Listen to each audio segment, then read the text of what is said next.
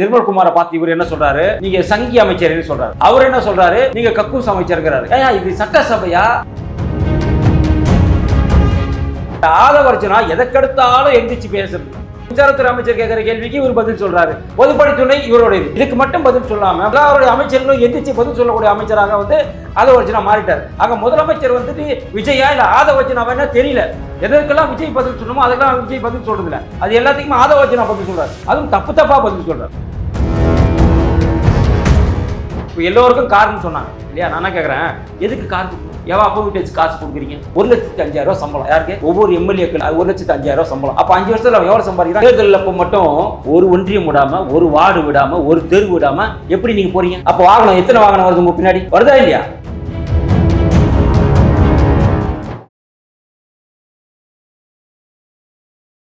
இளையபாரத நேயர்களுக்கு வணக்கம். இன்னைக்கு நம்ம நேர்கள் நம்ம சிறப்பு விருந்தினர் பாஜகவை சேர்ந்த ஃபயர் சிறி சார் அவர்கள் தான். சார் வணக்கம். வணக்கம். சார், இப்போ ரீசெண்டாக விஜய் அவர்கள் அதாவது தென் மாநிலங்களுடைய முதலமைச்சர்கள் மாநாட்டில் போய் கலந்துக்கிறாரு. திடீர்னு விஜய் அவர்கள் அமித்ஷாட்ட சில விஷயங்கள் பேசினதா காரசாரமாக வருது. அதாவது சட்டசபையில் நீங்கள் ஒன்று பேசுறீங்க, ஆனால் அமித்ஷா காரில் போய் விழுட்டீங்க, அந்த மாதிரிலாம் பேசுகிறாங்க. என்ன சார் நடந்தது? இல்லை, இப்போ விஜயை பொறுத்த வரைக்கும் நீங்கள் ஒரே ஒரு விஷயம் நம்ம புரிஞ்சுக்கணும். அவர் என்ன மத்திய அரசு கூட இணக்கமான சூழ்நிலையில் தான் நம்ம போகணும். எந்தெந்த விஷயத்துக்கு எதிர்ப்பு தெரிவிக்கணும் அதை மட்டும் எதிர்ப்பு தெரிவிச்சுட்டு மீதி விஷயத்துல அவங்க கூட இணக்கமாக தான் இருந்தால், அவன் இணக்கமாக இருந்தால் மட்டும்தான் தமிழகத்தை வளர்ச்சி பாதையில் கொண்டு போக முடியுங்கிறதுல அவர் ரொம்ப தெளிவாக இருக்கார். முந்தைய இருந்த திமுக அரசு மாதிரி நம்ம இருக்கக்கூடாது, எதுக்கெடுத்தாலும் அவங்களை எதிர்க்கணுங்கிறதுல இருக்கக்கூடாது. முந்தைய இருந்த திமுக அரசு பார்த்தீங்கன்னாக்கா ஒரு நல்ல திட்டங்கள் கொண்டு வந்தாலே எதிர்ப்பாங்க. உதாரணமாக உங்களுக்கு அந்த விவசாயிகளுடைய அந்த 3 சட்டங்களாக இருக்கட்டும், நிறைய விஷயத்தில் அவங்க எதிர்ப்பாங்க. ஆனால் இவர் ஒரு பர்டிகுலராக எதை எதிர்க்கணுமோ அதை மட்டும் தான் எதிர்க்கிறாரு. மீதி அனைத்து திட்டங்களுக்குமே இவர் ஓரளவுக்கு நமக்கு மத்திய அரசோட இணக்கமாக தான் போகிறார். உங்களுக்கு 125 நாள் வேலை திட்டத்தை கூட அவர் 150 நாளாக 25 நாள் இன்க்ரீஸ் பண்ணியிருக்கிறாரு. அதே போல் ஆயுஷ்மான் பாரத் 5 லட்ச ரூபா காப்பீடு திட்டத்தையும் இங்கே அலோவ் பண்ணிட்டாரு. இப்போ சென்ற ஆட்சியில் அதை அலோவ் பண்ணலை. பாரத பிரதமருடைய அந்த காப்பீடு திட்டத்தை இவர் அலோவ் பண்ணியிருக்காரு. இப்படி நிறைய விஷயத்தில் இவர் பிஜேபி கூட காம்ப்ரமைஸாக போகிறது காரணம் தமிழக வளர்ச்சியை ஒரு முன்னோக்கி செல்றாருன்னு அர்த்தம். அதே போல் மத்திய அரசு என்றைக்குமே மாற்றாந்தாய் மனப்பான்மையுடன் நம்ம தமிழகத்தை பார்த்ததே கிடையாது. அது முதலையும் சரி இப்பயும் சரி 2014 பொறுப்பேற்றதுலேருந்தே தமிழகத்தை ஒரு வளர்ச்சி மாநிலமாக மாற்றணும், தமிழ் மொழியை உலகம் பூரா கொண்டு போகணும், அந்த தமிழ் மொழியோட அந்த பண்புகளை, அந்த தமிழ் மொழியோட அந்த முக்கியத்துவத்தை உலகம் பூராவே கொண்டு போய் சேர்க்கணும், அதை வளர்ச்சி பாதையில் கொண்டு போகணும், அந்த தமிழ் மொழியை அழிய விடக்கூடாதுங்கிறத பாரத பிரதமர் ரொம்ப தெளிவாக இருக்கார். அதனால் என்றைக்குமே மற்ற மாநிலங்களை விட தமிழ்நாட்டு மேலே ஒரு அக்கறை கொண்ட ஒரு பிரதமராகத்தான் பாரத பிரதமர் இருக்கார். அதே போல் அமித்ஷா அவர்கள் தான் இருக்கிறாங்க. ஏன்னா அதனால தான் அவங்க என்ன சொல்கிறாங்கன்னா, நீங்கள் உங்களுக்கு என்ன வேணுமோ எங்ககிட்ட நேரடியாக கேளுங்க, அதற்கான சொல்யூஷனை நாங்கள் சொல்கிறோம், அதை விட்டுட்டு தேவையில்லாமல் மத்திய அரசை எதிர்க்கிற வேலையை செய்ய வேணாங்கிறத அமித்ஷா அவர்களும் சொல்கிறார், நரேந்திர மோடி அவர்களும் சொல்கிறார். இது சென்ற ஆட்சியில் செய்யலை. சென்ற ஆட்சியில் ஏன் செய்யலைன்னா அவங்களுக்கு கொடுக்கப்பட்ட அழுத்தங்கள். இப்பயும் அழுத்தங்கள் வருது. ஏன்னா அவங்க கூட கூட்டணியில் இருந்தவங்க தான் இங்கே இருக்கிறாங்க. திருமாவளவனாக இருக்கட்டும், கம்யூனிஸ்டாக இருக்கட்டும், காங்கிரஸாக இருக்கட்டும், தினமும் அவங்களுக்கு அழுத்தம் கொண்டு தான் இருக்கிறாங்க. யாருக்கு? விஜய் கட்சிக்கு, இந்த ஆட்சிக்கு இதை செய்யாதீங்க, அதை செய்யாதீங்க. ஒரு நேற்று கூட ஒரு கம்யூனிஸ்ட்டு ஒவ்வொரு பிரச்சனைக்கும் கம்யூனிஸ்ட்டு குறைச்சி கொடுத்து தான் இருக்கிறாங்க தாவேகாக்கு. எனக்கு தெரிஞ்சு இந்த எலெக்ஷன் வரைக்கும், எனக்கு தெரிஞ்சு இடைத்தேர்தல் வரைக்கும் விஜய் வெயிட் பண்ணுவார்னு நினைக்கிறேன். இந்த இடைத்தேர்தலில் 6 தொகுதியும் 6 வின் பண்ணிட்டாருன்னு சொன்னால் கண்டிப்பாக அவர் கம்யூனிஸ்ட் கட்சியும் விசிகாவையும் கழட்டி விடுறதுக்கு நிறைய சான்சஸ் இருக்குது. ஏன்னா காங்கிரஸ் கூட பெரிதாக அவங்களுக்கு குறைச்சல் கொடுக்கல. ஆனால் கம்யூனிஸ்ட் விடுதலை சிறுத்தைகளும் எதற்கெடுத்தாலும் அவங்களுக்கு ரொம்ப மோசமான ஒரு விமர்சனங்கள் கொடுக்கக்கூடிய நிலையில் இருக்கிறதுனால, அது இல்லாமல் விடுதலை சிறுத்தைகள் 2 கட்ட நிலையில் இருக்காங்க. அதில் இருக்கக்கூடிய நிர்வாகிகள் பாதி பேர் திமுக கூட போகணுங்கிறாங்க, ஒரு சிலர் விஜய் கூட இருக்கணுங்கிறாங்க. அப்போ அவங்களே ரெண்டு நிலைப்பாடில் அவங்க இருக்கிறாங்க. கம்யூனிஸ்ட் நேற்று உங்களுக்கு சொல்லிட்டாங்க சட்டசபை, எங்களுக்கு கார் தேவையில்லை, கார் கொடுக்குறேன்னு சொல்லிட்டாரு. எல்லாரும் ஒத்துக்கொள்ளும், கம்யூனிஸ்ட் மட்டும் அவங்க கூட்டில் இருக்கக்கூடிய கம்யூனிஸ்ட் எங்களுக்கு கார் தேவையில்லைன்ட்டாங்க. இப்படி முன்னுக்கு முரணாமல் கடைசி வரைக்கும் காலம் தள்ள முடியாது. அப்படின்னா நமக்கு மத்திய அரசோடைய நமக்கு சப்போர்ட் வேணும்னு விஜய் நினைக்கிறாரு. பட் ஆனால் மத்திய அரசு சம்மந்தமான FCRA ஆகட்டும், நீட் ஆகட்டும், அப்புறம் தொகுதி மறுவரை ஆகட்டும், எல்லாத்தையுமே எதிர்க்கிற மாதிரிலாம் சார் இங்கே பாஸ் பண்ணுறாங்க. இல்லை, இப்போது தொகுதி மறுவரை இவர் முன்னாடி எதிர்த்தார், எல்லாம் ஆட்சி அமைக்கிறதுக்கு முன்னாடி எடுத்தது தான், இப்போ கிடையாது. அதே போல் FCRA அதுதான் எனக்கு ஒரு குழப்பம். இப்போ நீட்டை கூட ஒரு ஆரம்பத்துலேருந்தே நீட்டு அனிதா மரணத்துலேருந்தே நீட்டு ஒரு எதிர்ப்பாளராக தான் விஜய் இருந்தார். அதோட புரிதல் அவருக்கு இல்லை. அதே போல் தான் FCRA பொறுத்த வரைக்கும் FCRA இன்னும் சட்டமாக்கப்படலை. அது அவருக்கு சரியான புரிதல் இல்லை. இது 3 விஷயமே அவருக்கு புரிதல் இல்லை. புரிதல் இல்லாத காரணத்தினால நம்ம ஆல்ரெடி நம்ம வாக்குறுதியாக கொடுத்துட்டாங்க. இது தேர்தலுக்கு முன்னாடியே நாங்கள் தொகுதி மறுவரையை நாங்கள் வரவிட மாட்டோம், நீட்டை நாங்கள் ரத்து பண்ணுவோங்கிற மாதிரி தேர்தல் வாக்குறுதி கொடுத்ததுனால அதுக்கப்புறமா அதே நிலைப்பாடு அவங்க எடுக்க வேண்டிய ஒரு கட்டாயத்தில் இன்றைக்கி விஜய் அரசு இருக்கிறதுனால தான் அதை வந்து அவங்க பிரதிபலிக்கிறாங்க சட்டசபையில். இப்போ சட்டசபையும் போது சட்டசபையில் பல விஷயங்கள் பேசப்படுது. முக்கியமாக உதயநிதி ஸ்டாலின் அவர்கள் சொல்லும்போது நாங்கள் சட்டசபையில் இருக்கோமா இல்லை சூப்பர் சிங்கர் இதில் இருக்கோமா அப்படின்ற மாதிரி ஒரு விஷயத்தை முன்னெடுத்துறாரு சார். அந்த மாதிரி தான் விஜய் அவர்கள் பண்ணுறாங்களா என்ன? இல்லை, என்னை பொறுத்த வரைக்கும் சென்ற ஆட்சியில் எந்த துதி பாடல் இருந்துச்சோ, அம்மா ஆட்சியில் உங்களுக்கு தெரியும், ஜெயலலிதா ஆட்சி முதல்ல ஆட்சிக்கு வரும்போது சட்டசபை முழுக்கவே துதி பாடல் தான். ஜெயலலிதா அவர்களே, அம்மையார் அவர்களே, அவங்களே இவங்களே, தங்க தாரகை, அந்த தாரகை, எந்த தாரகைன்னு அந்த 5 வருஷமும் துதி பாடல் தான் இருந்துச்சு. அதுக்கப்புறம் வந்து மாற்றிட்டாங்க. இப்பயும் சரி, செங்கோட்டையனும் சரி, போன ஆட்சியில் கூட சரி, செங்கோட்டையனும் புகழ் பாடாமலாம் கிடையாது. அம்மா இருக்கும்போது எல்லாருமே புகழ் பாடினவங்க தான். அதே போல் ஆனால் இவங்க என்ன சொல்ல வராங்கன்னா, ஒரு முறை ஸ்டாலின் அவர்கள் சட்டசபையிலே சொல்லிட்டார், என்னை தயவு செஞ்சு புகழ்றதை நிறுத்திட்டு உங்களுக்கு தேவையானதை நீங்கள் கேளுங்க அப்படின்னு சட்டசபையில் ஒரு தடவை சொல்லிட்டார். சொன்னதுக்கப்புறமா புகழ்ந்தாங்க. உங்களுக்கே தெரியும் அவங்க எப்படிலாம் புகழ்ந்தாங்கன்னு. பதவி ஏற்கும்போது யார் பாராளுமன்றத்தில் அவங்க எம்பிக்கெல்லாம் பதவி ஏற்கும்போது உதயநிதி எப்படிலாம் புகழ்ந்து கொண்டு பதவி ஏற்றாங்கன்றது எல்லாருக்குமே தெரியும். அதனால் புகழ்றதை பற்றி பேசுறதுக்கு அருகதை வந்து உதயநிதிக்கு கிடையாது. அதே வேளையில் இவங்களும் அதை தான் பண்ணுறாங்க. தவைக்கும் அதை தான் பண்ணுறாங்க. புதுசாக வந்திருக்காங்களா, புது கல்யாணம் ஆனவங்கள மாப்பிள்ளையை கொண்டாடி தானே ஆகணும். அதனால் மாப்பிள்ளை ஆல்ரெடி செலிபிரிட்டி, அவர் வந்துட்டு ஒன்றுமே தெரியாதவங்களுக்குலாம் ஒரு எம்எல்ஏ பதவியை கொடுத்துட்டு இப்போ காரம் தரேன்னு சொல்லும்போது புகழ் பாடி தானே ஆகணும். அப்போது முழுக்கவே உதயநிதி மட்டுமல்ல, ஒட்டுமொத்த தமிழக மக்களுமே இந்த சட்டசபை என்பது புகழ் பாடும் இடமாக மாறிவிட்டது. ஏன்னா ஒவ்வொருத்தவங்க இருந்து கேள்வி கேட்கும் போதும் எங்கள் மாண்புமிகு எங்களுடைய முன்னாள் முதலமைச்சர் முத்துவேல் கருணாநிதி ஸ்டாலின் அவர்கள் இந்த ஒரு விஷயத்துக்காக இதை கொண்டு வந்தார் அப்படி தானே சொல்கிறானுங்க. திமுக ஆட்சி கொண்டு வந்ததுன்னு சொல்லியே ஒவ்வொரு முறையும் அவங்க பேசும்போது என்ன சொல்கிறாங்க, முத்துவேல் கருணாநிதி ஸ்டாலின் இதை கொண்டு வந்தார் அப்படி தானே பேசுகிறாங்க. அவர் என்ன சொல்கிறார், மாண்புமிகு எடப்பாடி அவர்கள் கொண்டு வந்தார், மாண்புமிகு ஜெயலலிதா அவர்கள் கொண்டு வந்தாங்கன்னு தான் அவங்களும் பேசுகிறாங்க. இவங்களும் எங்களுடைய தலைவர், எங்களுடைய தளபதி அவர்கள் கொண்டு வந்தார் இவங்க சொல்கிறாங்க. அப்போது ஒட்டுமொத்தமாகவே இன்றைக்கி நேற்று கூட பார்த்தீங்கன்னாக்கா சட்டசபையில் இவர் என்ன சொல்கிறாரு, நிர்மல்குமாரை பார்த்து இவர் என்ன சொல்கிறாரு, நீங்கள் சங்கி அமைச்சர்னு சொல்கிறார். அவர் என்ன சொல்கிறாரு, நீங்கள் கக்கூஸ் அமைச்சருங்கிறாரு. ஏன் இது சட்டசபையா இல்லை வந்துட்டு உங்களுடைய இது காய்கறி மார்க்கெட்டா? ஏன்னா இன்னைக்கு காய்கறி மார்க்கெட்டு போல தான் இன்னைக்கு சட்டசபையை மாறிடுச்சு. அதற்கு காரணம் இந்த ஆதவர்ஜனா. இந்த ஆதவர்ஜனா எதற்கெடுத்தாலும் எந்திரிச்சு பேசுறது. அதாவது விவசாய மந்திரி கிட்ட கேட்க வேண்டிய கேள்விக்கு இவர் பதில் சொல்கிறாரு. அதே போல் மின்சாரத்துறை அமைச்சர் கேட்குற கேள்விக்கு இவர் பதில் சொல்கிறாரு. அதே போல் தொழிலாளர் நலத்துறை அமைச்சர் கேள்விக்கு இவர் பதில் சொல்கிறாரு. அதே போல் சட்டத்துறை அமைச்சர் கேள்விக்கும் இவர் பதில் சொல்கிறாரு. பொதுப்பணித்துறை இவருடைய இதுக்கு மட்டும் பதில் சொல்லாமல் மற்ற அமைச்சர்கள் எல்லாருடைய அமைச்சர்களும் எந்திரிச்சு பதில் சொல்லக்கூடிய அமைச்சராக வந்து ஆதவர்ஜனா மாறிட்டார். அங்கே முதலமைச்சர் வந்துட்டு விஜயா இல்லை ஆதவர்ஜனாவா தெரியல. எதற்கெல்லாம் விஜய் பதில் சொல்லணுமோ அதெல்லாம் விஜய் பதில் சொல்கிறதில்ல. அது எல்லாத்துக்குமே ஆதவர்ஜனா பதில் சொல்கிறார். அதுவும் தப்பாக பதில் சொல்கிறார். தப்பாக பேசி தப்பாக மாட்டிக்கிறார். ஒரு முறை உங்களுக்கு தெரியும், மாரத்தானில் வந்துட்டு இந்தியாவிலேயே அதிக கிலோமீட்டர் ஓடிய ஒரு இவர் தான் சொன்னார். அப்புறம் பார்த்தா அது ஃபருக் அப்துல்லாவோட பையன் உமர் அப்துல்லா. இந்த மாதிரி நிறைய விஷயங்களை பொய்யா சொல்லி சட்டசபையில் மாட்டிக்கக்கூடிய ஆதவர்ஜனா புகழ் பாடுறதை தவிர அவருக்கு வேறு என்ன தெரியும்? அவர் ஏதோ கொஞ்சம் நாலேஜை வச்சுக்கிட்டு தான் பெரிய அறிவாளிங்கிற மாதிரி ஒரு பிம்பத்தை அங்கே ஏற்படுத்துறாரு. ஆனால் கிடையவே கிடையாது. இப்போ எல்லோருக்கும் காருன்னு சொன்னாங்க இல்லையா? நான் என்ன கேட்குறேன், எதுக்கு கார் கொடுக்கணும்? அப்போ வீட்டு காசு கொடுக்குறீங்க. இப்போது 1,05,000 சம்பளம் யாருக்கு? ஒவ்வொரு எம்எல்ஏக்களுக்கு 1,05,000 சம்பளம். அப்போ 5 வருஷத்தில் அவன் எவ்வளோ சம்பாதிக்கிறான்? கிட்டத்தட்ட 60 லட்ச ரூபா சம்பாதிக்கிறான். 1/3 உங்களுக்கு வந்துட்டு அதை 3/4 லோன் கொடுப்பான் பேங்க்கில். கரெக்டாக நீ எம்எல்ஏன்னா தாராளமாக லோன் கொடுத்துருவான். நீ போயிட்டு ஒரு 15 லட்ச ரூபாவில் ஒரு பொலிரோ கார் வாங்கிக்க, ஒரு 22 லட்ச ரூபா ஒரு ஸ்கார்பியோ என் கார் வாங்கிக்க, ஏதோ ஒரு கார் நீ லோன் போட்டால் கொடுக்க போகிறான். அந்த 5 வருஷத்தில் லோன் அடைஞ்சிட போகுது. அவ்வளோதானே?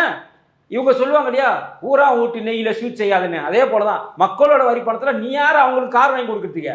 ஏன் அவன் லோன் நான் கார் வாங்கிக்க போகிறான். இன்றைக்கி காரே இல்லாத எவ்வளோ பேர் இன்றைக்கி இருக்கிறாங்க. எவ்வளோ துறைகள் இருக்குது, எவ்வளோ தாசில்தார் இருக்காங்க, எவ்வளோ சேர்மன் இருக்காங்க, எவ்வளோ ஒன்றிய கவுன்சிலர்லாம் இருக்காங்க. காரே இல்லாமல் மக்களுக்கு கஷ்டப்படக்கூடிய நிறைய இன்றைக்கி வந்து துறைகள் நிறைய இருக்குது. அவங்களுக்கு கொடுக்கலாமே, ஏன் அவங்களுக்கு கொடுக்க மாட்டேங்கிறீங்க? இன்றைக்கி வனத்துறையில் போதுமான வாகனங்கள் வனத்துறைக்கு கிடையாது, கொடுக்கலாம். தீயணைப்புத்துறை வாகனங்கள் இன்றைக்கி பார்த்தீங்கன்னாக்கா எவ்வளோ டெக்னாலஜியான வாகனங்கள்லாம் இன்றைக்கி ஃபாரினில் வந்துருச்சு. நம்மக்கிட்ட இன்னும் கூட அந்த மணி ஆட்டிக்கு டங்குன்னு போகிற வண்டி தானே இருக்குது. அப்போ புதுசாக அதுக்கு ஒரு டெக்னாலஜிக்கு ஏதாவது தீயணைப்புக்கு ஒரு வண்டியை ஏற்பாடு பண்ணி கொடுங்க. அதே போல போலீஸுக்கு தேவையான வாகனங்கள் ஏற்பாடு பண்ணி கொடுங்க. இப்படி எத்தனையோ துறைகள் இருக்கு இல்லையா? அத்தனை துறைகளுக்கும் நீங்கள் வாகனங்களை ஏற்பாடு பண்ணி கொடுக்காம நீங்கள் எம்எல்ஏக்களுக்கு மட்டும் கொடுக்கணும்னு சொல்கிற போது அதை ஏற்றுக்கொள்ள முடியல. அதுக்கு ஆதவர்ஜுன் அவர்கள் பதில் சொல்லும்போது, அதாவது மக்களை கொண்டு போய் பார்க்கணும் அவங்க எம்எல்ஏக்கள்லாம். ஏன்னா மக்கள் குறை வைக்க சொல்கிறது என்னென்னா, எம்எல்ஏ வந்து எங்களை பார்க்க மாட்டேங்கிறாரு, அதனால் வந்து கார் கொடுத்தோம்னா அவங்க போய் பார்ப்பாங்க அப்படின்ற மாதிரி ஒரு விஷயத்தை சொல்கிறாரு சார். தேர்தலில் அப்போ மட்டும் ஒரு ஒன்றியம் விடாமல், ஒரு வார்டு விடாமல், ஒரு தெரு விடாமல் எப்படி நீங்கள் போகிறீங்க? அப்போ வாகனம் எத்தனை வாகனம் வருது உங்கள் பின்னாடி? வருதா இல்லையா? தேர்தலில் நீங்கள் எலெக்ஷனில் நிற்கும் போது முன்னாடி 100 டூ வீலரு, பின்னாடி 100 காரு, நடுவில் நீங்கள் வணக்கம் கேட்டுன்னு போகிறீங்கல்ல, அப்போ மட்டும் 100 கார் எப்படி வருது? அப்போ மட்டும் 100 டூ வீலர் எப்படி வருது? அப்புறம் மட்டும் ஆயிரக்கணக்கான மக்கள் உங்கள் பின்னாடி எப்படி வரான்? அப்போ மட்டும் ஒரு தெருவிடாமல் எப்படி போகிற? எலெக்ஷனில் ஓட்டு கேட்கும் போது மட்டும் ஒரு 30 நாள் டைம் கொடுக்குறாங்களா? அந்த 30 நாளில் ஒரு தொகுதி முழுக்கவே பார்க்கக்கூடிய ஒரு எம்எல்ஏ ஒன்று 365 நாள் இல்லை, 5 365 நாள் இருக்குது. எப்படி 5 365 நாள் இருக்குது? ஒரு 365 நாள் இல்லை, 5 வருஷம் இருக்குது. 30 நாளில் ஒரு தொகுதியை கவர் பண்ணக்கூடிய ஒரு எம்எல்ஏ தேர்தல் நிற்கும் போது ஏன் 5 வருஷத்தில் ஒரு முறை கூட இப்போ பார்க்க முடியாதா? அவங்கள ஏன் 2 தடவை பார்க்க முடியாதா? ஏன் 5 வருஷத்தில் கிட்டத்தட்ட 50 முறை அந்த மக்களை பார்க்கக்கூடிய வாய்ப்பு இருக்கு, ஏன் பார்க்க மாட்டீங்க? எலெக்ஷன் அப்போ போறீங்கல்ல, எலெக்ஷன் அப்போ ஒரு தடவைக்கு 2 ரவுண்ட் அடிக்கிறீங்கல்ல, வந்த ஏரியாவுக்கு திரும்ப போறீங்கல்ல, ஒரு வார்டு விடுறாங்களா, ஒரு தெரு விடுறாங்களா, ஒரு வீடு விடுறாங்களா, எல்லாருக்கும் இப்போ ஒரு சங்கத்தை விடுறாங்களா, எல்லா சங்கத்துக்கும் இப்போ சால்வ் போடுறீங்கல்ல, எல்லா வந்து வெல்ஃபேர் அசோசியேஷனுக்கு போறீங்கல்ல, எல்லா மகளிர் அசோசியேஷனுக்கு போறீங்கல்ல, அப்போ மட்டும் எப்படி டைம் கிடைக்குது? அப்போ 24 மணி நேரம் வேலை செய்றீங்க. எப்போ நீ எலெக்ஷனில் ஜெயிக்கணுங்கிறதுக்காக மக்களை சந்திப்பதற்கு 24 மணி நேரம் வேலை செய்யும் அந்த வேட்பாளர் ஜெயித்த பிறகு ஏன் அந்த மக்களுக்காக 24 நாட்கள் கூட நீங்க செலவு பண்ண மாட்டேங்கிறீங்க? 5 வருஷத்துல போய் பார்க்க முடியாதா? கார் இருந்தால் தான் பார்க்க முடியுமா? எலெக்ஷன் அப்போ உனக்கு எவன் கார் கொடுத்தா அவங்ககிட்ட கேளு. எலெக்ஷனை நீ ஜெயிக்கிறதுக்கு முன்னாடி உனக்கு கார் கொடுக்குறான்ல, உன் பின்னாடி பைக்கில் வரான்ல, உன் பின்னாடி 50 காரில் வரான்ல, எலெக்ஷன் ஜெயிச்சதுக்கு அப்புறம் உனக்கு கார் கேட்டால் கொடுக்க மாட்டானா? ஒரு வட்ட செயலாளர் கொடுக்க மாட்டானா? ஒரு நகர செயலாளர் கொடுக்க மாட்டானா? ஒரு மாவட்ட செயலாளர் கொடுக்க மாட்டானா? என்னடா நடிக்கிறீங்களா எங்ககிட்ட? இந்த நடிப்பெல்லாம் வேற வேணா காட்டுங்க. அதான் சொல்கிறாரு சார், நான் வந்து எம்எல்ஏ, நான் வந்து வெறும் ஆட்டோவில் தான் வருவேன், என்ன யாருன்னு கூட தெரியாது, ஐடி கார்டு காட்டி தான் உள்ளேயே வருவேன்ற மாதிரிலாம் சொல்கிறாங்கல்ல சார். காமராஜரை பார்த்து கற்றுக்குங்க, கக்கனை பார்த்து கற்றுக்குங்க. கக்கன் எப்படி வந்தார்? கக்கன் அமைச்சராக இருந்தவர், நீ ஆஃப்டர் ஆல் எம்எல்ஏ. கக்கன் யாராக இருந்தவர்? அமைச்சராக இருந்தவர். அவர் எப்படி வருவார்? சில நேரங்களில் அரசாங்க பேருந்தில் வருவார். அப்போ இருந்த நிறைய அமைச்சர்கள் அரசாங்க பேருந்தில் வருவாங்க, வந்து சட்டசபைக்குள்ளே வருவாங்க. அவங்கள பார்த்து கற்றுக்குங்க, அவங்கள பார்த்து கற்றுக்குங்க. அப்படி உங்களுக்கு கார் வேணும், 1,05,000 பணம் வாங்குறல, அது லோன் போட்டு எடுத்துக்க, உன் யார் வேணாம்னு சொன்னால். அப்போது எங்களுடைய வரி பணத்தில் ஒரு கார் கொடுக்கணும்னு அவசியம் கிடையாது. அதை தான் நாங்கள் எதிர்க்கிறோம். அப்படி ரொம்ப ஏழ்மையாக இருக்கக்கூடிய எம்எல்ஏ யாருன்னு கணக்கு பண்ணி அவங்களுக்கு கொடுங்க, எல்லாருக்கும் கொடுக்கணும். ஏன் கொடுக்கணும்? 5,000 கோடி சொத்து வச்சிருக்கிறாங்க லீமா ரோஸ், அவங்களுக்கு ஏன் கார் கொடுக்கணும்? அவங்க நினைச்சா இந்தியாவுக்கே கார் வாங்கி கொடுப்பாங்க, அவ்வளோ சொத்து மதிப்பு உள்ள அவங்களுக்கு கார் வாங்கி கொடுக்கணுமா? ஆதவர்ஜுனா இருக்கிறாரு, 565 கோடி சொத்து வச்சிருக்கிறாரு, அவருக்கு கார் வாங்கி கொடுக்கணுமா? இவங்க இருக்காங்க காமாட்சி, எங்கள் ஊர் எம்எல்ஏ, அவங்க 108 கோடி சொத்து வச்சிருக்காங்க, அவங்களுக்கு நீங்கள் கார் வாங்கி கொடுக்கணுமா? அப்போ சொல்லுங்கள், அப்போ நீங்கள் யாருக்கெல்லாம் நீங்கள் கார் வாங்கி கொடுக்கணும்னு நினைக்கிறீங்க? ஏற்கனவே கார் வச்சுக்கிறவனுக்கா? அப்போ இதுதான் எங்களோட கேள்வி. காரே இல்லாத பார்த்தீங்கன்னா எனக்கு தெரிஞ்சு ஒரு 12 எம்எல்ஏ தான் இருப்பாங்க, அவங்களுக்கு வாங்கி கொடுங்க, இல்லை அவங்க லோன் ஏற்பாடு பண்ணி கொடுங்க. நரேந்திர மோடி அதை தான் பண்ணுவார், யாருக்கும் இலவசமாக எதுவுமே கொடுக்க மாட்டார். லோன் முத்ரா வங்கி மூலியமாக ஸ்டார்ட் அப் இந்தியா வரட்டும், ஸ்டாண்ட் அப் இந்தியா வரட்டும், லோன் வாங்கிக்க, லோனை கட்டிக்க. பீகாரில் 10,000 ரூபா கொடுத்தாங்க, அது இலவசம் கிடையாது, லோன். அது போல் கொடுத்துட்டு வாங்கிக்க. நான் முன்பணம் கொடுத்து உனக்கு கார் எடுத்து கொடுக்குறேன், நீ இஎம்ஐ கட்டிக்கோ அப்படின்னு சொல்லு. அது ஒரு நல்ல முதலமைச்சர்களுக்கு அதுவும் ஒரு முன்னுதாரணமாக மக்களுக்கு அமையும். நமக்கு இலவசம் கிடைக்கல, இலவசமே கூடாதுன்னு சொன்னவர் தானே விஜய். மக்களுக்கு இலவசமே கூடாது, இலவசத்தை கொடுத்தா மக்களுக்கு எடுத்து வச்சுக்கிறாங்க சொன்ன விஜய், இன்னைக்கு நீங்களும் அதை தானே செய்கிறீங்க. அப்போ எம்எல்ஏலேருந்து ஆரம்பிக்கிறீங்க நீங்கள். அந்த பணத்தை வச்சு இன்னும் கூட அந்த ஒப்பந்த செவிலியர்கள் போராடி கொண்டு இருக்கிறார்கள், இன்னும் கூட போராடுறாங்க. அவங்களுக்கு கொடுக்கலாமே, அவங்களுக்கு ஊதிய உயர்வு கொடுக்கலாமே. நிறைய நாட்கள் தூய்மை பணியாளர்கள் போராடி கொண்டு இருந்தாங்க, அவங்களுக்கு ஊதிய உயர்வு கொடுக்கலாமே. ஏன் விவசாயிகளுக்கு 100% பயிர் கடன் தள்ளுபடி பண்ணிருக்கலாமே, ஏன் பண்ணலை? அப்போ எது முக்கியமோ அதை பண்ணலை. இந்த கிட்டத்தட்ட எப்படி ஒரு 1000 கோடிக்கு மேலே தேவைப்படும் 5 வருஷத்தில். அந்த 1000 கோடியை வச்சு அந்த கொடோன் நெல் மூட்டைகளை அடுக்கி வைக்கிறதுக்கான கொடோன் இல்லை, எல்லாத்தையும் கோணி பை போட்டு மூடி வச்சுக்கிறீங்க. சௌமிய அன்புமணி கூட அப்போ அதை பண்ணுங்களேன். ஒரு மாவட்டத்துக்கு 5 கோடோன் 10 கோடோன் கட்டி கொடுங்களேன். டாஸ்மார்க்கு முக்கியத்துவம் கொடுக்க நீங்கள் விவசாய கொடோனை கட்டி கொடுக்கறதுக்கு முக்கியத்துவம் கொடுக்க மாட்டேங்கிறீங்க. இந்த பணத்தை அங்கே கொடுக்கலாமே, ஏன்னா நீங்கள் தான் சொன்னீங்க கஜனாவை காலி செய்து விட்டு போய்விட்டார்கள், நான் என்ன செய்வது, வெறுங்கையோடு நிற்கிறேன் இந்த விஜய் அப்படி சொன்னவர் யாரு? வெறுங்கையோடு நிற்கும் விஜய்க்கு திடீரென்று இலவசமாக கார் கொடுக்கறதுக்கு எங்கிருந்து பணம் வந்துச்சு? அப்போ மக்கள் கேட்பாங்கல்ல, ஏதோ முட்டாள்தனமாக வந்து 5 அறிவு உள்ள மக்கள் ஓட்டு போட்டான், அவருக்கு ஓட்டு போட்டாலும் 5 அறிவு உள்ள மக்கள் தான் ஓட்டு போட்டான். அப்போ எல்லாருமே 5 அறிவோடு தான் இருப்பாங்களா? கொஞ்ச நாச்சு சிந்திக்கும் திறன் இருக்காதா? மாற்றிக்கொள்ள மாட்டார்களா? மாற்றிக்கொள்வார்கள். அது இடைத்தேர்தலில் தெரியும். Okay sir. அதே மாதிரி இப்போ சட்டசபையில் பேசும்போது இந்த லைவ்ன்ற ஒரு விஷயம் மிகப்பெரிய ஒரு பிரச்சனையாக பார்க்கப்படுது, முக்கியமாக திமுகவினருக்குன்னு நினைக்கிறேன். ஏன்னா ஐயாவாவில் கேட்டிருந்தாரு, அதே மாதிரி உதயநிதி ஸ்டாலின் கேட்குறாரு. அவருக்கு சொன்ன ஒரு வார்த்தையும் ஒரு பாயிண்ட்டாக பார்க்கப்படுது. என்ன அப்படின்னா, நீங்கள் லைவ் போட்டுறீங்க ஓகேங்களா, நீங்கள் அவை குறிப்பிலேருந்து நீக்கிறதுக்குள்ள எல்லாருமே ரீல்ஸ் எடுத்து போட்டு அதை வந்து பிரபலப்படுத்திடுறாங்க, சட்டசபையோட மாண்பே வந்து குலையுது அப்படின்ற மாதிரி ஒரு வாதத்தை வைக்கிறாரு சார். அது எப்படி பார்க்குறீங்க? இன்றைக்கி ஒன்று நல்லா புரிஞ்சு, அந்த லைவ் போடுறது போது நீங்கள் நல்லா பாருங்கள், இந்த சைடில் எதிர்க்கட்சிகள் அமர்ந்திருக்கக்கூடிய பக்கத்தில் கை நீட்டி பேசினா கூட அதை லைவில் காட்டுவாங்க. ஆனால் அந்த சைடில் இருக்கிறத நீங்கள் காட்ட மாட்டாங்க. நீங்கள் நல்லா பாருங்கள், கத்துறது ஆப்போசிட் கேமரா, இந்த பக்கம் இருக்கவங்களும் இந்த பக்கம் கேமரா, அந்த பக்கம் இந்த பக்கம் கேமரா, அந்த பக்கம் இருக்கிற கேமரா அனைத்துமே லைவில் இருக்கும். எங்கள் எதிர்க்கட்சியை பார்த்துருக்கக்கூடிய கேமரா அனைத்துமே லைவில் இருக்கும். ஆனால் இங்கே இருக்கக்கூடிய இவர்களை பார்க்கக்கூடிய கேமரா இருக்குதான்னு கேட்டாக்கா, இவர்கள் பார்க்கக்கூடிய கேமரா யாரை ஃபோக்கஸ் பண்ணியிருக்குனாக்கா அந்த எம்எல்ஏக்களை ஃபோக்கஸ் பண்ணி இல்லை. அங்கே சத்தம் போடுவது, அங்கே கை நீட்டி பேசுவது, ஒருமையில் பேசுறதுலாம் தாவே எம்எல்ஏக்கள் இருக்கிறாங்க. அவங்கள ஒருபோதும் இவங்க காட்டுறது கிடையாது. இவங்க காட்டுறது யாரை காட்டுறாங்கன்னாக்கா, இந்த உதயநிதியோ அல்லது எடப்பாடியாளர்களையோ இல்லை பிஜேபி எம்எல்ஏவோ பேசும்போது அவர்களுக்கு கவுண்டர் கொடுக்கும்போது மட்டும்தான் அவங்களுடைய ஃபோக்கஸ் இங்கே காட்டுறாங்க அந்த அமைச்சர்கள். அதுவும் முக்கியமாக அந்த முன்னால் இருக்கக்கூடிய அந்த 4 அமைச்சர்கள், முதலமைச்சர். மற்றபடி நீங்கள் எந்த எம்எல்ஏவாவது குரல் கொடுத்தோ கை நீட்டி பேசியோ பார்த்துருக்கீங்களா? கிடையாது. ஆனால் இவர்கள் பேசும்போது மட்டும் முழுக்க காட்டுவாங்க. ஏன்னா மக்கள் கிட்ட இவங்க தான் தப்பு பண்ணுற மாதிரி ஒரு ப்ரொஜெக்ஷனை ஏற்படுத்தணும், ஒரு பிம்பத்தை உருவாக்கணுங்கிறதுக்காக இந்த மாதிரி வேலையும் அங்கே செய்கிறாங்க. அது மட்டும் இல்லாமல் அவை குறிப்பு, இந்த அவை குறிப்பு என்பதே வருங்காலத்துக்கு தேவையானது. இப்போ இல்லை, இப்போ நம்ம கல்வெட்டுன்னு சொல்கிறோம் இல்லையா, இப்போ கல்வெட்டு, இந்த கல்வெட்டை பார்த்தா நம்ம தெரிஞ்சுக்கிறோம். லைவ் நீங்கள் இப்போ பார்த்துறீங்க, இப்போ ரீல்ஸ் போட்டுறீங்க, முடிஞ்சு இந்த ரீல்ஸ் வந்துட்டு ஒரு 1 மில்லியன் வியூஸ் போச்சுன்னா அதோட அந்த ரீல்ஸ் எங்கே போச்சுன்னு தெரியாது நம்ம. அப்போது இந்த அவை குறிப்பு என்பது நம்ம இப்போ சொல்கிறோம்ல, செப்பேடுகள் எழுதி வைத்திருந்தார்கள், கல்வெட்டுகள் எழுதி வைத்திருந்தார்கள், இதெல்லாம் அதை பார்த்தானா இது எத்தனை வருஷத்துக்கு முன்னாடி, இது எத்தனையாவது நூற்றாண்டுக்கு முன்னாடி எப்படி நம்ம கண்டுபிடிக்கிறோம்? அந்த செப்பேடுகளை பார்த்து, அந்த கல்வெட்டுகளை பார்த்து. அப்போ இந்த உங்களுக்கு இந்த குறவோலை முறை கூட, நம்ம அந்த ஓட்டு போடுறது கூட குறவோலை முறை, அதையே எங்கே பிடிக்க உத்தரமேதில் ஒரு கல்வெட்டில் தான் நம்ம கண்டுபிடிச்சோம் இந்த ஓட்டு போடுறது எப்படின்னு. அதே அந்த காலத்திலேயே இப்போ இருக்கிற எலெக்ஷன் மாதிரி தான் அப்பயும் நடத்திருக்கிறாங்க. அப்போ அந்த அவை குறிப்பு என்பது இப்போ கிடையாது, இன்னும் 100 வருஷம் கழிச்சு ஒருத்தன் எம்எல்ஏ வருவான் பார்த்தியா, அவன் அதை படிப்பான், அவன் தெரிஞ்சுப்பான். எப்படி சார் படிப்பாங்க? இப்போ எல்லாமே வீடியோவாக பேசுகிறாங்க, அதை வந்து உட்காந்து எழுதுவாங்களா என்ன? ஆமாம், முதல்ல இப்போ இருக்க அவை குறிப்பு எல்லாமே உங்களுக்கு டிஜிட்டல் ஆகிட்டாங்க. எல்லாமே அவங்க பேசுறது எல்லாமே டிஜிட்டல். இன்னைக்கு இந்த விஷயங்கள் இது நடந்தது, இவர் இந்த விஷயத்தை பேசினார். அவை குறிப்பு நீக்கணுன்றது போது அந்த ஒருமையில் பேசுறது, சில விஷயங்கள் அவை குறிப்பிலிருந்து நீக்கணும்னு யார் உத்தரவிடுவார்னா சபாநாயகர். சபாநாயகர் அவை குறிப்பிலிருந்து நீக்கி விடுங்கன்னு சொன்னால் அந்த வாக்கியங்கள் அங்கே இருக்காது, மீதி எழுத்துக்கள் அங்கே இருக்கும். நடுவில் ஒருத்தர் ஒருமையில் பேசுகிறாரு அப்படின்னா அந்த வார்த்தையை மட்டும் நீக்கிடுவாங்க. இப்போ மாண்புமிகு முதலமைச்சர்னு சொல்லலை, கருணாநிதினு சொல்லிட்டாங்க. அப்போ கருணாநிதினு சொல்லும்போது ஏன் நீங்கள் அவர் வந்து மாண்புமிகு முன்னாள் முதலமைச்சர் கருணாநிதினு சொல்லலங்கிறாங்க. அப்போ என்ன பண்ணுவாங்க, அந்த கேள்வியை அந்த அவை குறிப்பிலிருந்து நீக்கிடுவாங்க, அவர் சொன்னதை நீக்கிடுவாங்க. அவர் கருணாநிதினு சொன்னார் இல்லையா, இந்த எம்எல்ஏ வந்து கருணாநிதி என்று சொன்னார் அப்படிங்கிற அவை குறிப்பு அதில் இருக்காது. அதுக்கப்புறம் அதை திருத்தி அவர் மாண்புமிகு கருணாநிதி என்று இந்த கேள்வியை கேட்டார் அப்படின்னு இருக்கும். இதுதான் அவை குறிப்பு. இந்த அவை குறிப்பு என்பது இப்போ டிஜிட்டல் ஆயிடுச்சு. முதல்ல லெஜரில் இருந்தது, அப்போ ஆரம்ப காலத்தில் லெஜரில் இருந்தது, லெஜரில் எழுதுவாங்க. இப்போ வந்துட்டு அது டிஜிட்டல் ஆயிடுச்சு. இப்போ டிஜிட்டல் அன்னைக்கு நடக்கிறது அப்போயே ஃப்ரண்ட்டில் இருக்கக்கூடிய அது கூட பேக் எண்ட் நிறைய ஒர்க் பண்ணுவாங்க அதுக்கெலாம். அதே போல் சட்டசபையில் கேள்வி கேட்கும்போது இப்போ ஸ்டாலின் கேள்வி கேட்குற உதயநிதி கேள்வி, உதயநிதிக்கு ஒரு டீம் இருக்கும்.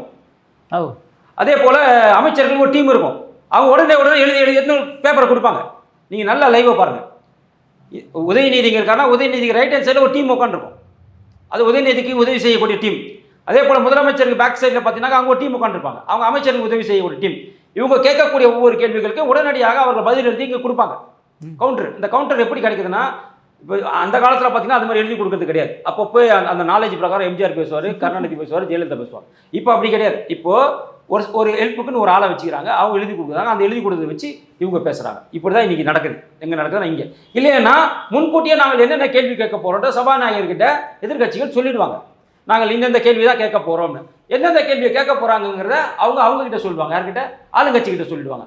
ஆளுங்கட்சி அதுக்காக இவங்க இப்போ விவசாயத்துறை சார்பாக இந்த கேள்வியை கேட்குறாங்களா, எந்த தொகுதி சார்பாக கேட்குறாங்க, அந்த தொகுதியில் என்னென்ன நலத்திட்டங்கள் நாங்கள் பண்ணியிருக்கோன்றதை அவங்க குறிப்பாக எடுத்துகிட்டு வருவாங்க. இப்படி தான் சட்டசபை நிகழ்வு நடக்கும். அதே மாதிரி கடைசி ஒரு கேள்வி, அந்த 3 கோப்புகள் வந்து நாங்கள் ஃபைலை க்ளோஸ் பண்ணி வச்சுருக்கோம் அப்படின்றாங்க. அது என்ன தான் கோப்பு, என்ன மாதிரி தான் பிரச்சனை அவங்களுக்கு? இல்லை அதெல்லாம் சும்மா பயமுறுத்துது சார். அதாவது ஒரு சட்டசபையில் ஒரு மாண்புமிகு, அப்போது முதல்ல யாரை கைது பண்ணணும் தெரியுமா? முதலமைச்சர் தான் கைது பண்ணணும். ஏன் ஆமாம், உண்மையை மறைக்கிறார்ல. திமுக மேலே ஆதாரம் கொடுத்துருக்குறாங்க. ஆதாரம் கொடுத்தாக்கா பதவி பிரமாணம் செய்த ஒரு முதலமைச்சர் என்ன பண்ணிருக்கணும்? அதை மறைக்கலாமா? நேரம் வரும்போது ஏன் நேரம் வரும்? என்ன நேரம் வரணும் உங்களுக்கு? என்ன நேரம் வரணும் உங்களுக்கு? பார்லிமெண்ட் எலெக்ஷன் வரைக்கும் வெயிட் பண்ணுவீங்களா? உங்ககிட்ட ஆதாரம் கொடுத்து விட்டார்கள், மற்றதுக்கெல்லாம் நீங்கள் நேரம் வர வரைக்கும் வெயிட் பண்ணுறீங்களா? ஸ்டாலின் உதயநிதி எது உடனே அரெஸ்ட் பண்ணீங்க? நேரம் வரைக்கும் வெயிட் பண்ணீங்களா? இல்லை அரெஸ்ட் பண்ணாத, கொஞ்ச நாள் கழிச்சு அரெஸ்ட் பண்ணிக்கலாம், ஒரு மாதம் கழிச்சு. உடனே அரெஸ்ட் பண்ணல. நேற்று திரிஷாவை பற்றி பேசணும்னு இன்னைக்கு அரெஸ்ட் பண்ணீங்கல்ல, அடுத்த நாள் அரெஸ்ட் பண்ணீங்கல்ல. அதே போல் உங்களை யாரெல்லாம் உங்களை வந்து அவதூறாக பேசுகிறாங்களோ உடனே அரெஸ்ட் பண்ணுறீங்கல்ல. அப்புறம் இதுக்கு மட்டும் ஆதாரம் கையில் இருந்தும் கூட அவங்களை கைது செய்ய மறுப்பது ஏன்? அப்போ ஆதாரம் பொய்யா அல்லது ஆதாரம் இருந்தால் உங்களுக்கு பயமாக இருக்கா? கைது செய்வதற்கு, வழக்கு தொடுவதற்கு உங்களுக்கு பயமாக இருக்கா? அப்போ திமுகவை பார்த்து விஜய் பயப்படுறாரா? அப்போ விஜய் தான் முதல் குற்றவாளி. குற்றத்தை செய்யவனை விட குற்றத்தை மறைப்பவனுக்கு தான் தண்டனை அதிகம். அப்போ நீங்கள் குற்றத்தை மறைக்கிறீங்க. உங்கள்கிட்ட ஆதாரம் இருக்குன்னு நீங்கள் எங்கேயோ பொது வெளியில் சொல்லலை, எங்கேயோ நீங்கள் மேடையில் சொல்லலை, நீங்கள் சட்டசபையில் சொல்லியிருக்கீங்க. அது அவை குறிப்பில் இருக்கும், காலங்காலத்துக்கு அது அவை குறிப்பில் இருக்கும். ஏன்னா நீங்கள் சட்டசபையில் சொல்கிறது உண்மை. அப்போ சட்டசபையில் ஒருத்தர் பேசுகிறாருன்னு சொன்னாக்கா அது உண்மையாக தானே இருக்கணும். அப்போ ஆதாரங்கள், 3 துறைகளோட ஆதாரங்கள் இவங்க ஊழல் செஞ்சாங்கன்னு உங்ககிட்ட இருந்தால் இடி கிட்ட கொடுங்க, வருமான வரித்துறைகிட்ட கொடுங்க, காவல்துறை கிட்ட கொடுங்க, கொடுத்து நடவடிக்கை எடுக்க சொல்லுங்கள். உங்களுடைய மேஜைக்குள்ளேயே வச்சுக்கிறதுக்கு அப்புறம் எதுக்கு அந்த குற்றங்கள்? அப்போ ஏன் அதை வந்து வாய் திறந்து சொல்கிறீங்க நீங்கள் சட்டசபையில்? அது சொல்லாமே இருக்கலாமே. சொன்னால் செய்யணும். கேட்குறாருல கேள்வி, மானங்கட்ட கேள்வி. யார் கேட்டா? உதயநிதி என்ன கேட்டார்? சும்மா வச்சுட்டு என்ன பண்ணுற, பூச்சாண்டி காட்டுங்களான்னு கேட்குறாரு. வெக்கமா இல்லை உங்களுக்கு? அசிங்கமா இல்லை உங்களுக்கு? இல்லை ஜோசியம் பார்த்தா எங்களை வந்து பொண்ணு இதெல்லாம் அசிங்கமா இல்லையா? அப்போ உங்ககிட்ட எந்த ஆதாரமும் இல்லை. அப்போ அவங்கள பார்த்து நீங்கள் பயமுறுத்துறீங்கன்னு தானே அர்த்தம். அப்படி பயமுறுத்துறவங்ககிட்ட ஆதாரம் இருக்குனாக்கா அப்போ நாளைக்கே கேஸை கூட ஈடி கிட்ட கூடாது. ஈடி கிட்ட இங்கே ஒரு எஃப்ஐஆர் ஃபைல் பண்ணி அந்த பேப்பரை நீங்கள் ஈடி கிட்ட கொடுத்தா ஈடி உள்ளே வர போகிறாங்க, சிபிஐ கிட்ட கொடுத்தா சிபிஐ உள்ளே வர போகிறாங்க, வருமான வரித்துறையோட வருமான வரித்துறை உள்ளே போகிறாங்க. அப்புறம் என்ன பிரச்சனை உங்களுக்கு? அப்போ எதுக்காக நீங்கள் பயப்படுறீங்க? அப்போ உதயநிதி கேட்கறது கரெக்டு தானே? உதயநிதி தெளிவாக தானே கேட்குறாரு. அப்போ ஜோசியம் பார்த்தா எங்களை வந்து ஃபைலை திறப்பீங்களான்னு கேட்கறது கரெக்டான கேள்வி தானே? உங்களுக்கு மடியில் கலைமணி தான் வயலில் அவன் சொல்கிறாரு. அப்போ உங்ககிட்ட ஆதாரம் வந்தால் நீ அரெஸ்ட் பண்ணு. உங்கள் அற்புதமான கருத்தில் இளையபேரோட பந்திருக்கு மிக்க நன்றிண்ணா.